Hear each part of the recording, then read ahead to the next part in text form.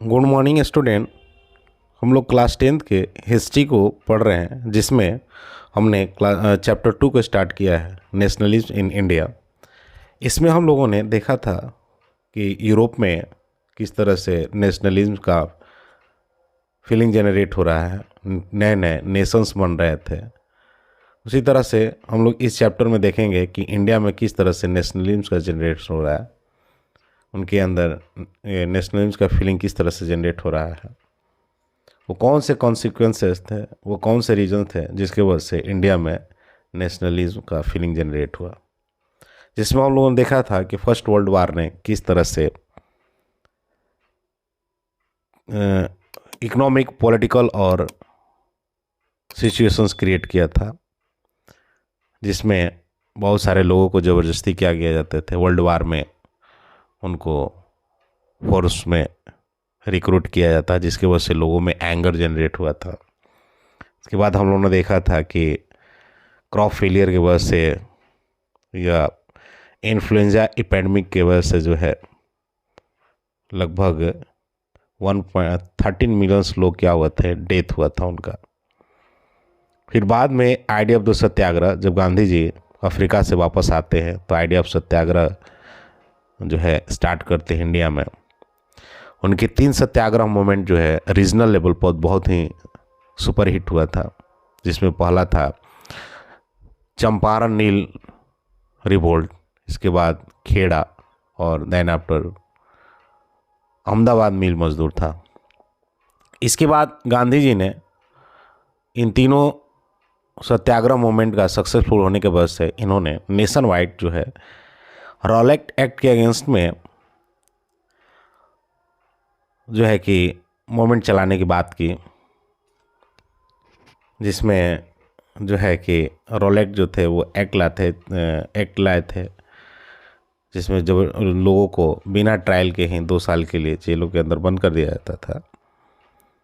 इसी को लेकर कुछ लोग जो है जालियांवाला बाग में इकट्ठे हुए थे और वहाँ पर जो है जनरल डायर ने एंट्री गेट पर ही बंद करा के लोगों पर फायरिंग किया था, जिसमें 1000 लोगों की क्या होती डेथ हुई थी। बाद में नॉन कोऑपरेशन मूवमेंट स्टार्ट करते गांधी जी अपने बुक हिंद स्वराज, जो कि 99 में उन्होंने पब्लिश कराया था, इसमें बताए थे कि अगर नॉन कोऑपरेशन मूवमेंट मतलब ब्रिटिशर्स अगर यहाँ पर अपने स्टैब्लिश कर पाए हैं रूल को, तो उसमें कहीं ना कहीं इंडियंस उनको कोऑपरेट कर रहा है। अगर हम उनको कोऑपरेट नहीं करेंगे तो वो जो है बहुत ज़्यादा दिन तक जो है वो रूल इंडिया में नहीं कर पाएंगे, वो कोलैप्स हो जाएंगे, ठीक है, और इस तरह से इंडिया में स्वराज आ जाएगा। वो मूवमेंट जो है वो डिफरेंट रीजन में डिफरेंट लोगों ने उसको मूवमेंट को चलाया था। आज हम लोग पढ़ेंगे कि different stand with in the movement क्या थे लोगों के मूवमेंट। यानी the non cooperation Khilafat movement began in January 1921 में स्टार्ट हो गया था, और इसको कांग्रेस ने, उसमें भी इस नॉन कोऑपरेशन मूवमेंट को लेकर कांग्रेस में बहुत सारे क्या थे, कॉन्फ्लिक्टेड थे। बाद में रिजॉल्व कर लिया जाता है और उसे नागपुर सेशन में इसको क्या कर दिया जाता है, अडॉप्ट कर लिया। तो वही नॉन कोऑपरेशंस यानी खलीफा मूवमेंट जो है बिगैन होता है कब, 1921 में। Various social group participate in this moment में पार्टिसिपेट करते, each with them it the on specific aspirations. जितने भी ग्रुप्स थे सबके अपने अपने क्या थे, सबके अपने अपने क्या थे जी, एस्पायरेशंस थे, ठीक है। But the term all of them respond to the call of the Swaraj की बात करते हैं, कॉल करते हैं स्वराज का। But the term mean the different things to the different peoples के लिए सारे क्या थे, स्वराज के मीनिंग जो थे वो डिफरेंट ग्रुप्स के लिए डिफरेंट थे। The moment started with middle class participant in the city. Thousands of the students lived control the schools. यानी जो ये हम मोमेंट देख रहे हैं कि टाउन में किस तरह से मोमेंट हुआ है, तो moment started with the middle class participated in the city में पार्टिसिपेट कर रहे थे। 1000 ऑफ द स्टूडेंट लेव द गवर्नमेंट कंट्रोल, उस स्कूल को इन्होंने छोड़ दिया। एंड स्कूल कॉलेज छोड़ रहे थे student. Headmaster and teacher resign कर रहे थे, and lawyer give up their legal practice को भी क्या कर रहे थे, गिव अप कर रहे थे। The council elections were boycott in the most provinces except Madras यहाँ पर जो है जस्टिस पार्टी जो थी, जस्टिस पार्टी जो कि एक नॉन ब्राह्मण पार्टी थी, उसे फेल्ट हो रहा था कि अगर हम ये एंट्री करते हैं काउंसिल में तो कुछ जो है हम क्या कर सकते हैं, जो कुछ जो है हमें क्या मिल सकता है, पावर मिल जाएगा। और इस पावर को हम क्या करेंगे, इस पावर को हम क्या करेंगे, इस पावर को हम जो है, जो कि केवल ये पावर ब्राह्मण लोग के पास, हमें भी ये कुछ पावर मिल जाएगा। The effect of the non cooperations on the economics ground, on the economics ground front were the the effect of the non cooperations on the economics front were more dramatic था। क्या था जी? the foreign good were boycott, जो भी foreign goods थे उसको क्या किया जा रहा था, बाइकआउट किए जा रहे थे। लिक्वर शॉप्स क्या हो रहे थे, पिक्ड किए जा रहा था। एंड फॉरेन क्लॉथ को क्या किया जाता है, जलाए जा रहे थे। This import of the foreign cloth half between 1921 and 1922, its value drop from rupees 102 crore to 157 crore हो गया था। यानी इतना इसका क्या हुआ था, इकोनॉमिक लॉसेस हुआ था कि 1921 से 1921 के बीच जो इनका इनकम था फॉरेन गुड्स का वो 102 करोड़ था, बट अब कितना हो गया, 157 करोड़ होता है। Many places the merchant and traders refuse to trade in foreign goods को मना कर दिया ट्रेड करने से, और फाइनेंस करने में भी वो डिनाई कर देते हैं। As the boycott movement spread and peoples began discarding imported cloth, wearing only Indian ones, production of the Indian textiles, mills and handlooms went up। यानी जैसे ये बाइकआउट जो है मोमेंट स्प्रेड करता है, लोग जो है ये जो इम्पोर्टेड यानी जो फॉरेन क्लॉथ थे उसको वेयरिंग करने से मना कर देते हैं, और वो केवल इंडियन मेड कपड़े ही क्या करने लगे, यूज करने लगे, जिसके वजह से इंडिया के जो टेक्सटाइल मिल्स था और हैंडलूम जो था वो क्या हो गया, राइज कर गया। ठीक है, but this moment in the city gradually slow down हो गया। ये जो मोमेंट था सिटी में क्या हो जा रहा है, स्लो डाउन हो जा रहा है। ठीक है, क्यों, इसके पीछे क्या रीजन थे, जो सिटी में क्या हो रहे हैं, स्लो डाउन हो रहे हैं। तो कह रहा है कि जो खादी क्लॉथ थे, जो थे खादी क्लॉथ, वो खादी क्लॉथ क्या थे, सॉरी, जो खादी क्लॉथ थे उस खादी क्लॉथ को क्या किया गया, खादी क्लॉथ जो थे वो और क्या होते थे, एक्सपेंसिव होते थे। The mass of the productions cloth of the poor peoples could not afford to buy it. यानी जो गरीब थे, पुअर्स पीपुल्स थे, ये इतने एक्सपेंसिव होते थे खादी क्लॉथ कि उसको अफोर्ड नहीं कर पा रहे थे। How then could they they boycott mill cloth for long time. कितने समय तक ये बाइकआउट कर सकते थे। Similarly the boycott of the British institution pose a problem. ये जो इंस्टीट्यूशंस का जो बाइकआउट किया जा रहा था वो भी a lot of problem create किया। क्यों, for the moment to be successful, अगर हम क्या करते हैं, अगर मोमेंट जो हमारे नॉन कोऑपरेशन मोमेंट था ये सक्सेसफुल तभी हो सकता था, या मोमेंट कोई भी हो, मोमेंट तभी सक्सेसफुल हो सकता है जब आप जिस चीज़ को लेकर बाइकआउट कर रहे हैं उसके लिए कुछ अल्टरनेटिंग ऑप्शन देंगे। इस नॉन कोऑपरेट मोमेंट में जो बच्चे स्कूल खुद छोड़ रहे थे, हेडमास्टर अपने रिजाइन दे रहे थे, लॉयर्स जो प्रैक्टिस नहीं कर पा रहे थे, उनके लिए अल्टरनेटिंग कोई ऑप्शन था ही नहीं। That's why the alternative Indian institution had to be the set up so that they could be used in the place of the British one। तब हम क्या कर सकते थे, उस ब्रिटिश के अगेंस्ट में ये हम मूवमेंट को सक्सेसफुली कर पाते। क्यों, क्योंकि इस सेटअप में वो जाकर क्या हो जाते, वो अपने आप को एडजस्ट कर लेते, बट ऐसा हुआ नहीं। These were the slow to the come up, so the student and teacher began tackling back the government school and lawyer joined back work in the government court। यानी जो स्टूडेंट थे, वो teachers थे, वो दोबारा से वापस गवर्नमेंट स्कूल में गए, लॉयर जो थे वो गवर्नमेंट कोर्ट में जाकर अपने लीगल प्रैक्टिसेस करने स्टार्ट कर दिए। हम लोग देखेंगे रिवेलियंस जो है था वो काउंट्री साइड यानी ग्रामीण क्षेत्रों में क्या था, ग्रामीण रीजन्स में। From the city, the non-cooperations movement spread to the countryside. It drew into the folded struggle of the peasants and tribals। Means ये जो नॉन कोऑपरेशन मूवमेंट जो था, जो सिटी में चल रहा था, वो धीरे धीरे कहाँ पर चला गया, काउंट्री साइड यानी ग्रामीण क्षेत्रों में जाएगा। यहाँ पर क्या हुआ कि जो पीजेंट्स और ट्राइबल्स जो एक लंबे टाइम से डिफरेंट डिफरेंट पार्ट में डिफरेंट तरीके से डेवलप्ड कर रहे थे, इस नॉन एंटी कॉलोनी जो मूवमेंट चला रहे थे, उसको इस नॉन कोऑपरेशन मूवमेंट में क्या कर लिया गया, अंडर ले लिया गया, ड्यू कर लिया गया। इन अवध में क्या था, तो इन अवध बाबा रामचंद्र लीड कर रहे थे। बाबा रामचंद्र एक सन्यासी थे and had earlier been to be Fiji indentured labour थे। मतलब इससे पहले बाबा रामचंद्र जो है वो एक इंडेंचर्ड लेबर के फॉर्म में फिजी में थे। अब यहाँ क्वेश्चन होता है इंडेंचर्ड लेबर क्या होता है स्टूडेंट। इंडेंचर्ड लेबर का मतलब होता है कि एक कॉन्ट्रैक्टर लेबर थे। ब्रिटिशर्स जो है जहाँ भी कॉलोनियाँ सेटअप करते थे वहाँ पर लेबर की रिक्वायरमेंट होती थी, क्योंकि वहाँ पर वो क्या करते थे, इंडिगो टी प्लांटेशन में वर्क करने के लिए वर्कर की नीड थी। तो इसलिए ये लोग क्या करते थे, डिफरेंट रीजन से लोगों को बहुत सारे उसमें ग्रेडी लालच दिए जाते थे, और जिसके वजह से इनसे साइन कराकर एक फिक्स टेनोर के लिए इनके साथ साइन कराया जाता था, और इसके बाद उनको वहाँ पर लेकर चला जाता था। जब इनका कॉन्ट्रैक्ट खत्म होता था कुछ लोग वापस चल आते थे, ठीक है। तो यही था क्या, इंडेंचर्ड लेबर। तो ये जो बाबा रामचंद्र थे वो एक इंडेंचर्ड लेबर पहले थे, कहाँ पर, फिजी में, बाद में सन्यासी हुए, और इन्होंने एक मोमेंट चलाया था पीजेंट का, कहाँ पर, अवध के रीजन्स में। The movement here was against taluqdars and land Lord's.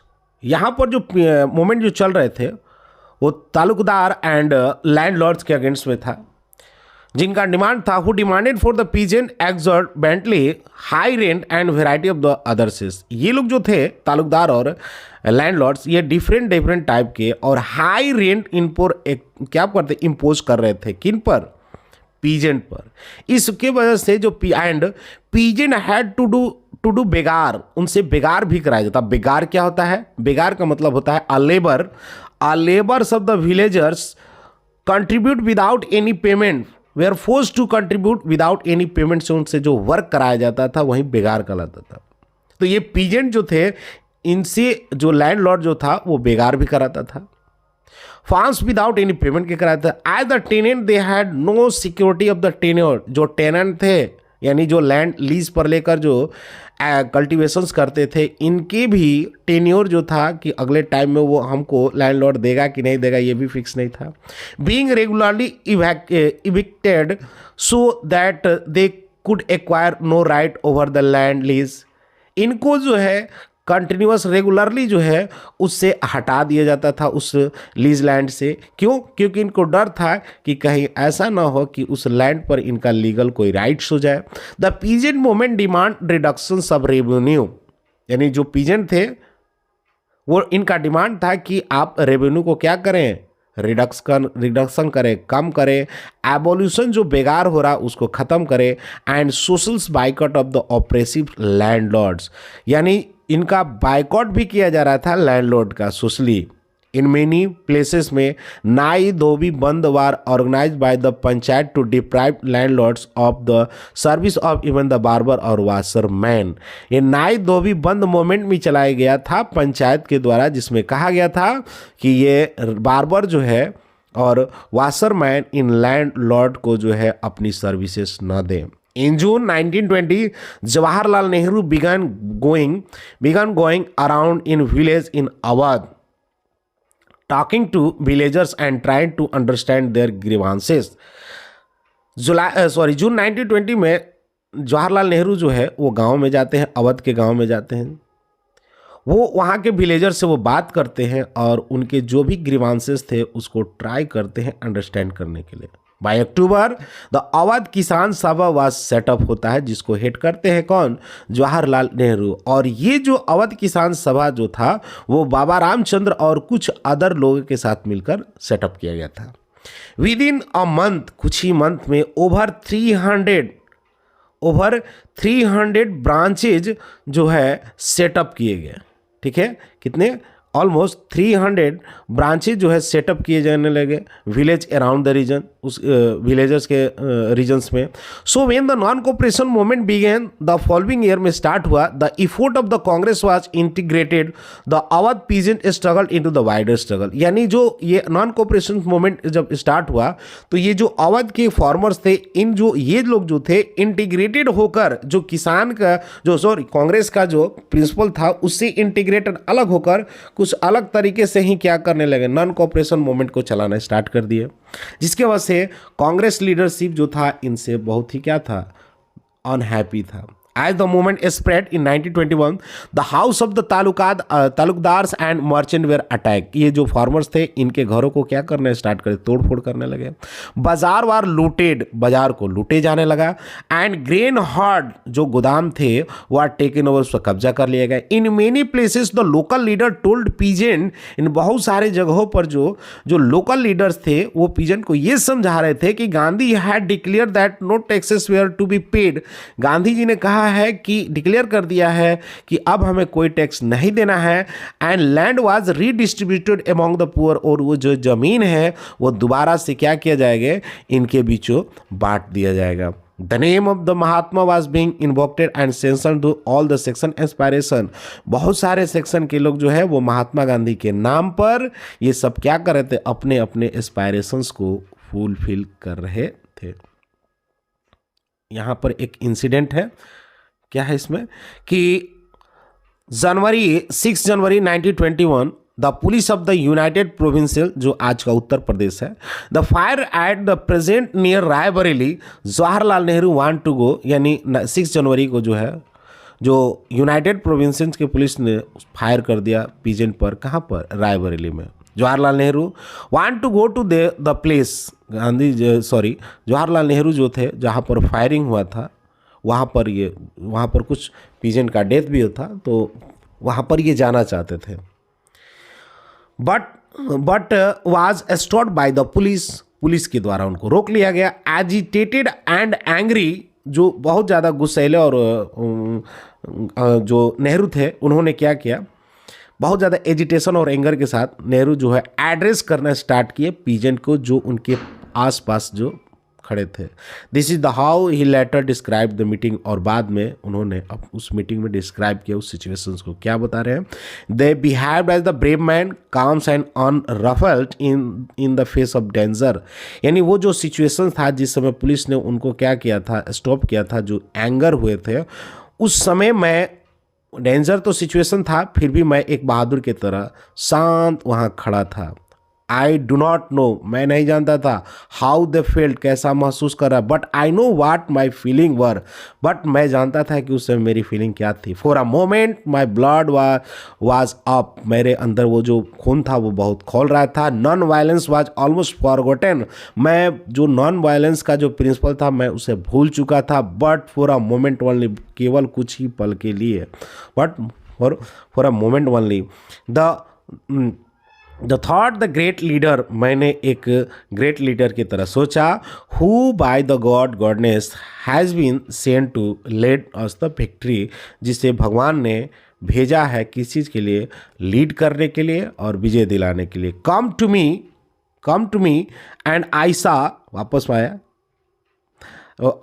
Aaysa the किसान seated and standing near me, मैंने देखा कि मेरे साथ किसान कुछ खड़े हैं कुछ बैठे हैं। लेस एक्साइटेड मोर पीसफुल, वो कम एक्साइटेड हैं और ज़्यादा शांत है देन आई वाज, मेरे कंपेयर में। And was the moment of the weakness past, जैसे ही वो समय बीता, जो मेरे कमज़ोर पल थे वो जैसे ही पास्ट होते हैं। I spoke to him in all humanity on non violence, सबको मैं समझाया कि हमें कैसे वर्क करना चाहिए नॉन वायलेंस से। I need to listen more than one, उनसे ज़्यादा मुझे सीखने की ज़रूरत थी। And they helped, they heeded me and peacefully dispersed, यानी वो लोग मेरी बातों को ध्यान से सुने और अपने अपने घर शांतिपूर्वक क्या हो गए, चले गए। ठीक है, नेक्स्ट पॉइंट कर रहा है कि जो tribal peasant interpreted the message, क्या था इनका, ट्राइबल पीजेंट का interpreted the message, Mahatma Gandhi and the idea of the Swaraj is yet another way. ये जो ट्राइबल्स थे, जो गांधी जी का स्वराज था उसको अलग तरीके से ही लिए थे। क्या कि in the Gudem hill of the Andhra Pradesh for instant a militant guerrilla movement spread in early 1920, यानी जो गॉर्डन हिल के जो कि आंध्र प्रदेश में यहाँ के ट्राइबल ने नॉन कोऑपरेशन मूवमेंट से पहले ही वहाँ पर मिलिटेंट गोरिल्ला मूवमेंट चला दिया। Not a form of the struggle that the Congress could approve, जो कि कांग्रेस इस तरह के स्ट्रगल को कभी एक्सेप्ट नहीं करेगी। Here, as other forest regions, the colonial government has closed large forest area को उन्होंने क्या कर दिया, क्लोज कर दिया था, preventing peoples from entering forest, grazing their cattle, collect the food oil fuel wood को जो है कलेक्ट करने से इनको मना कर दिया। Affect the felt their traditional right we are being denied, मना कर दिए गए। When the government began the forcing to the contribute begar for road building, यानी जो गवर्नमेंट जो थी उस जो भी ट्राइबल्स थे उसको फोर्सफुली बेगारी करने के लिए रोड बिल्डिंग जो बनाए जा रहे थे उसमें डाल दिए, जिसकी वजह से हिल पीपुल्स क्या कर दिए, उनके अगेंस्ट में रिवोल्ट कर दिए। The person who came to lead them was an interesting figure, यानी जो इनको लीड कर रहा था पर्सन वो एक क्या था, एक इंटरेस्टिंग फिगर था। और वो कौन थे, अलूरी सीताराम राजू थे। क्लेम दैट, वो क्लेम कर रहे हैं, क्या क्लेम कर रहे हैं कि that had the variety of the special power है। वो स्पेशल पावर क्या है कि he could make a correct astrological predictions वो कर सकते हैं एंड हील पीपुल, लोगों को ठीक कर सकते हैं, उनके पास ऐसी शक्ति है। And could survive even bullet shoot, कोई भी गोली उनको मार नहीं सकती है, ऐसा क्लेम कर रहे थे कौन, अलीरू सीतारमन राजू। ठीक है। The rebels proclaim that he was an incarnation of God, यानी उनका मानना था कि भगवान के वो क्या हैं, भगवान के अवतार हैं जो लिए हैं, एक तरह से भगवान के अवतार है जो क्या है, इन जो ब्रिटिशर जो है उनको ठीक करने के लिए आए हुए हैं, इनको भगाने के लिए आए हुए हैं। ठीक है। नेक्स्ट है कि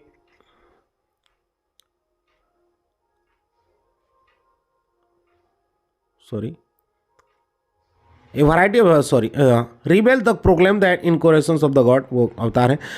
Raju talk the guarantee of Mahatma Gandhi.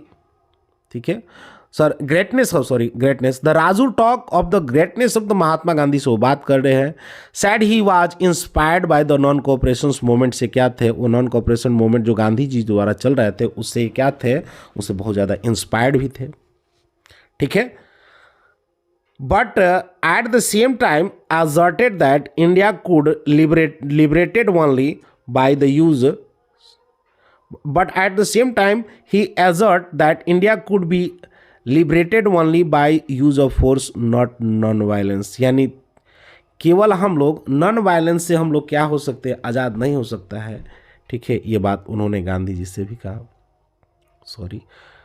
Inspired non-cooperation movement pursued the people were khadi and give non-cooperation movement was and persuaded the peoples to wear, उन्होंने क्या गया इंस्पायर्ड हुए थे और लोगों से, अपने लोगों से अपील किए थे कि वो खादी कपड़े पहने और दारू शराब बंद कर दे। But at the same time उन्होंने गांधी जी को भी कहा कि India could be liberated only by the use of force, not non violence, यानी उन्होंने ये कहते हैं कि हम लोग केवल नॉन वायलेंस से ही हम लोग आज़ादी नहीं पा सकते हैं, बल्कि हमें क्या करना होगा, हमें जो है हमें नॉन वायलेंस भी करना होगा। The golden rebel attack the police station पर इन्होंने क्या करना स्टार्ट कर दिया, अटैक करना होगा। ठीक है, अटैक कर दिया। The Goodam rebel attacked the police station, attempt to kill Britishers official and carried on the guerrilla warfare for the achieving Swaraj को प्राप्त करने के लिए ये लोग क्या करने लगे, जो भी ब्रिटिशर्स ऑफिसर्स पर उस पर अटैक करने लगे गुरिल्ला टैक्टिक्स के थ्रू। Raju was captured and executed in 1924 and over time becomes a folk hero. Raju जो है वो उनको क्या कर लिया जाता है, 1924 में उनको कैप्चर करके उनको फांसी की सज़ा दे दिया जाता है। ओवर टाइम वो कुछ समय बाद वो जो है ट्राइबल्स के क्या होते हैं, फोक हीरो बन के सामने आते हैं। स्वराज इन द प्लांटेशन वर्ग में स्वराज किस तरह से था। तो worker too had their own understanding of the Mahatma Gandhi nation Swaraj को लेकर उनके कुछ अपने अलग समझ अंडरस्टैंडिंग थी। For plantation worker in Assam freedom means right to move freely and out of the connected space in which they are enclose. इनके लिए जो असम के टी प्लांटेशन वर्कर थे, इनके लिए जो स्वराज था, इसका मतलब था कि हम लोग क्या हो गए हैं, अब हम लोग आज़ाद हो गए हैं, फ्री हो गए, हम लोग कहीं भी घूम सकते हैं। ये जो एक कन्फाइंड एरिया, इनक्लोज एरिया में रखा गया है, अब हम लोग इससे बाहर निकल सकते हैं, जो कि एक कॉन्ट्रैक्ट अंडर इंडेंचर्ड लेबर के फॉर्म में ये लोग काम कर रहे थे। And mean the retaining a link with village from which they had come, यानी ये दोबारा से रिटेनिंग कर सकते हैं लिंकअप को, जो गांव से जो छोड़ के दोबारा से अपने गांव में क्या हो सकते हैं, जा सकते हैं। Under the inland immigration act जो 1859 में जो आया था act, plantation work were not permitted to leave the tea garden without permission, को वो नहीं जा सकते हैं। And fact given such permission, और उनको रेयरली केसों में उनको क्या किया जाता था, परमिशन दिया जाता था बाहर केस में, रेयरली केस में उनको बाहर जाने के लिए। When they hear the non cooperation movement, thousand of the worker defied the authorities left the plantation and headed home. यानी बहुत सारे जब नॉन कॉपरेशन मूवमेंट के बारे में सुना, उन्होंने क्या किया, उस फील्ड को छोड़ दिया और वो अपने घर की तरफ, प्लांटेशन को छोड़ के घर की तरफ चलने पड़े। But they believe that the Gandhi Raj was comings and everyone would be given land their own village. उनका मानना था कि गांधी राज वापस आ गया है, अब जो है सबको अपने गांव में ही क्या मिल जाएंगे, लैंड मिल जाएंगे। They hear never reach their attention, but वो कभी अपने घर तक नहीं पहुंच पाए। क्यों? क्योंकि they standings on the way by railway and steamer strike पर थे, सब हड़ताल चल रही थी। They were caught by the police, वे लोग जल्दी ही पुलिस पकड़ लिया एंड उनको क्या हुआ, ब्रूटली क्या किया गया, उनको पीटे गए, मारे गए। The vision of these movement were not defined by the Congress program. Actually क्या था कि जो भी विजन था कांग्रेस का, एक्चुअली क्लियरली डिफाइंड नहीं किया गया था कि इसमें क्या करना है और क्या नहीं करना है इस प्रोग्राम में। They interpreted the term the Swaraj their own way, imagining they when they suffer and all troubles would be over. यानी जिस भी वो ट्रबल से सफरिंग कर रहे थे, उसी को वो लोग क्या मान लिए कि यही स्वराज का क्या है, प्रिंसिपल है। Yet even the tribal chanted Gandhi's name and raised slogan demand of the स्वतंत्र भारत। ये लोग गांधी जी के जोर जोर से नारे लगाने लगे और उनके नाम पर स्लोगन स्टार्ट कर दिए, स्वतंत्र भारत। They were all emotionally relating to and all Indian agitation के साथ ये ट्राइबल्स लोग अपने आप को जोड़ लिए। When they acted the name of the Mahatma Gandhi और link up their movement that the Congress, वो लोग कोई भी इश्यूज को जो है एक्ट किसके साथ करने लगे, महात्मा गांधी के साथ करने लगे और उस मोमेंट को कांग्रेस के मोमेंट के साथ जोड़ लेते थे। They were identify with the movement which were the beyond the limit of their immediately locality. और ये जब ऐसे कर रहे थे तो इनका जो है आंदोलन जो था वो क्या हो जाता, उनके जो लोकल रीजन से न बल्कि पूरे इंटायर लेवल पर ये क्या कंट्री लेवल पर ये क्या करने लगे थे, इमोशनली इसको अटैच कनेक्ट करने लगे थे। ठीक है, नेक्स्ट है यहाँ पर ये एक सिचुएशन दिखाया गया है चौरा चौरी का, जो कि 1922 में हुआ था। कुछ जो फॉलोवर थे या कह सकते हैं कि नॉन वायलेंस के स्वराजिस्ट थे, उन्होंने कुछ ऐसा एक्साइटेड हो गए थे कि जैसे ही गोरखपुर में पुलिस फायरिंग करती है तो उनको लखेद लेते हैं और पुलिस स्टेशन के अंदर कुछ पुलिस वाले को क्या कर दिया जाता है, जला दिया जाता है। ये चौरा चौरी इंसिडेंट गोरखपुर में हुआ था 1922 में, जिसके वजह से गांधी जी जैसे ही इस इंसिडेंट के बारे में उनको पता चलता है, उन्होंने नॉन कोऑपरेशन मूवमेंट को कॉल ऑफ करने का डिसीजंस लिया। स्टूडेंट, नेक्स्ट चैप्टर में हम लोग अगले चैप्टर में देखेंगे टुवार्ड द सिविल डिसओबीडियंट। मिलते हैं अगले चैप्टर में, तब तक के लिए जय हिंद।